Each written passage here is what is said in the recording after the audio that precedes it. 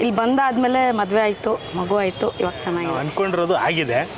So ನಾಡಿಶಾಸ್ತ್ರ ಇಲ್ಲಿ ನಮಗೆ ನಾವು ಏನು ಯೋಚನೆ ಮಾಡಿದ್ದೀವಿ, ನಮ್ಮ ಮನಸ್ಸಲ್ಲಿ ಏನಿದೆ, ನಮ್ದು ಏನು ಪ್ರಾಬ್ಲಮ್ ಇದೆ, ಅದೇ ಥರನೇ ಅವರು ಹೇಳ್ತಾರೆ ನಾಡಿಶಾಸ್ತ್ರ ನೋಡಿ. ನಾವೇನು ಹೇಳೋದೇ ಬೇಕಾಗಿಲ್ಲ, ಅವ್ರ ಡೇಟ್ ಆಫ್ ಬರ್ತ್ ಅದು ಇದು ನಾವೇನು ಹೇಳೋದು ಬೇಕಾಗಿಲ್ಲ. ಸ್ವಲ್ಪ ಏನೋ ಪ್ರಾಬ್ಲಮ್ ಇತ್ತು, ಅದಕ್ಕೋಸ್ಕರ ಇಲ್ಲಿ ಬಂದೆ. ನನಗೆ ಈ ಪೂಜೆಯಿಂದ ನನಗೊಂದು ಕಾನ್ಫಿಡೆನ್ಸ್ ಬಂದಿದೆ, ಪಾಸಿಟಿವಿಟಿ. ನೀವೇನಾದ್ರು ಕೇಳಿದ್ದೀರಾ ನಾಡಿಶಾಸ್ತ್ರ? ಕೇಳಿದ್ದೀನಿ ಸರ್. ಆಲ್ಮೋಸ್ಟ್ ನಮ್ಮ ಲೈಫಲ್ಲಿ ಏನು ನಡೀತಾ ಇದೆ, ಯಾವ ರೀತಿ ಇತ್ತು, ಯಾವ ರೀತಿ ಆಗ್ತಾ ಇದೆ ಎಲ್ಲ ಹೇಳ್ತಾರೆ ಆಲ್ಮೋಸ್ಟ್. ಶಾಸ್ತ್ರಿ ಕೇಳ್ತಾರಲ್ಲ, ಅದು ಮಾತ್ರ ಮಾಡಿದ್ದು. ಆ ಶಾಸ್ತ್ರ ಮಾತ್ರ ಕೈ ನೋಡ್ಬಿಟ್ಟು ಹೇಳಿದ್ರು ಈ ಥರ ಆಗುತ್ತೆ, ಇಷ್ಟು ಪ್ರಾಬ್ಲಮ್ಸ್ ಇದೆ, ಇಷ್ಟು ದಿನ ಉಪವಾಸ ಈ ಥರ ಎಲ್ಲ ಮಾಡಬೇಕಂತ ಒಂದು ಪ್ರೊಸೀಜರ್ ಹೇಳ್ಕೊಟ್ರು.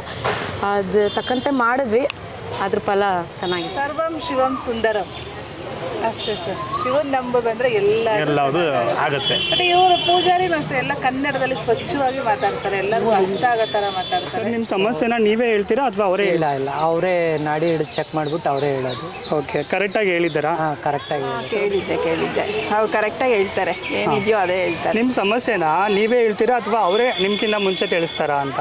ಅವರೇ ಹೇಳ್ತಾರೆ. ಸಾನ್ನಿಧ್ಯದಲ್ಲಿ ನಾಡಿ ಜ್ಯೋತಿಷ್ಯ ಹೇಳುವಂಥದ್ದು ಪ್ರತಿ ಮಂಗಳವಾರ, ಶುಕ್ರವಾರ, ಭಾನುವಾರ ಬೆಳಗ್ಗೆ 8 ಗಂಟೆ ಒಳಗಡೆ ಬಂದು ಟೋಕನ್ ತಗೋಬೇಕು. ನಾಡಿಯಲ್ಲಿ ನಿಮಗೆ ಹಿಂದೆ ಏನು ಘಟನೆಗಳಾಗಿದೆ ಮತ್ತು ಈಗ ಯಾವ ಗ್ರಹಗತಿಗಳಿಂದ ನಿಮ್ಗೆ ತೊಂದರೆ ಆಗ್ತಾ ಇದೆ, ಯಾವ ಗ್ರಹಗತಿಗಳಿಗೆ ಪರಿಹಾರ ಮಾಡಿಸೋದ್ರಿಂದ ನಿಮಗೆ ವಿವಾಹ ಕಾರ್ಯದಲ್ಲಿ ಬರ್ತಕ್ಕಂಥ ಅಡೆತಡೆಗಳಿರ್ಬೋದು, ಅಥವಾ ಮಕ್ಕಳಾಗದಿರೋ ಇರುವಂಥ ಸಮಸ್ಯೆಗಳಿರ್ಬೋದು, ಅಥವಾ ವ್ಯಾಪಾರ ವ್ಯವಹಾರದಲ್ಲಿ ಅಭಿವೃದ್ಧಿ ಅನ್ನುವಂಥದ್ದು ಕುಂಠಿತ ಆಗಿರ್ಬೋದು, ಅಥವಾ ಆರೋಗ್ಯದಲ್ಲಿ ತುಂಬ ಸಮಸ್ಯೆಗಳು ಪದೇ ಪದೇ ಬರ್ತಾ ಇರುವಂಥದ್ದು ಇರ್ಬೋದು. ಮೇಷನಾಡಿ, ವೃಷಭನಾಡಿ, ವಾತನಾಡಿ, ಪಿತ್ತನಾಡಿ, ಶುದ್ಧ ಧನನಾಡಿ, ಆರೋಗ್ಯ ನಾಡಿ, ಸೂರ್ಯನಾಡಿ, ಇವುಗಳನ್ನು ನೋಡಿ ನಾಡಿ ಜ್ಯೋತಿಷ್ಯ ಹೇಳುವಂಥದ್ದು ಬಹಳ ವಿಶೇಷವಾಗಿರುತ್ತೆ.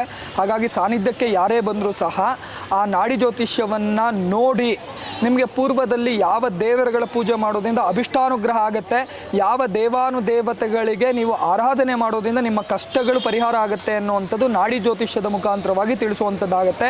ಈ ನಾಡಿ ಜ್ಯೋತಿಷ್ಯ ಮತ್ತೆಲ್ಲೂ ಹೇಳುವಂಥದ್ದಿಲ್ಲ, ನಮ್ಮ ಸಾನ್ನಿಧ್ಯದಲ್ಲಿ ಮಾತ್ರ ಹೇಳುವಂಥದ್ದು. ನಮ್ಮ ಹಿಂದಿನ ಕಾಲದಲ್ಲಿ ನಮ್ಮ ಪೂರ್ವಜರು ಮಾಡಿದಂಥ ಪೂಜೆ ಫಲದಿಂದ ನಮ್ಮ ತಾತನವರು ನಾಡಿ ಜ್ಯೋತಿಷ್ಯ ಹೇಳ್ತಾ ಇದ್ರು. ತದನಂತರವಾಗಿ ನಮ್ಮ ತಂದೆ, ಅದಾದಮೇಲೆ ನಾನು ನಾಡಿ ಜ್ಯೋತಿಷ್ಯ ಹೇಳುವಂಥದ್ದು. ಇದು ನಮ್ಮ ದೇವಸ್ಥಾನದಲ್ಲಿ ನಮ್ಮ ಕುಟುಂಬದವರು ಮಾತ್ರ ಹೇಳುವಂಥ ಜ್ಯೋತಿಷ್ಯ ಆಗಿರುತ್ತೆ. ನಾಡಿ ಅಂದರೆ ಶಿವನಾಡಿ ಅಲ್ಲ, ನೀವು ತಾಳೆಗರಿಗಳನ್ನ ನೋಡಿ ಹೇಳ್ತಾರಲ್ಲ ಆ ಜ್ಯೋತಿಷ್ಯ ಅಲ್ಲ, ನಿಮ್ಮ ಹೃದಯದ ಬಡಿತವನ್ನು ನೋಡಿ ಹೇಳುವಂತಹ ನಾಡಿ ಜ್ಯೋತಿಷ್ಯ ಇದಾಗಿರುವಂಥದ್ದಾಗಿರುತ್ತೆ. ಯಾರೇ ಸಾನ್ನಿಧ್ಯಕ್ಕೆ ಬಂದರೂ ಭಗವಂತನ ಅನುಗ್ರಹದಿಂದ ಎಲ್ಲ ಅಭಿಷ್ಟಗಳು ಅನುಗ್ರಹ ಆಗುವಂಥದ್ದಾಗತ್ತೆ. ಎಲ್ಲ ಭಕ್ತಾದಿಗಳಿಗೂ ಸದಾಕಾಲ ಮುಖದಲ್ಲಿ ನಗು ಇರುವಂಥ ಭಾಗ್ಯವನ್ನು ಭಗವಂತ ಅನುಗ್ರಹ ಮಾಡಲಿ. ಒಂದು 10 ಜನಕ್ಕೆ ಎಲ್ಲರೂ ನಿಮ್ಮ ಕೈಯಿಂದ ಅನ್ನ ಹಾಕುವಂಥ ಭೋಗವನ್ನು ಭಗವಂತ ಎಲ್ಲರಿಗೂ ಕೊಡಲಿ ಅಂತ ಹೇಳಿ ಪ್ರಾರ್ಥನೆ ಮಾಡ್ತೀನಿ. ಎಲ್ಲರಿಗೂ ಒಳ್ಳೆಯದಾಗಲಿ.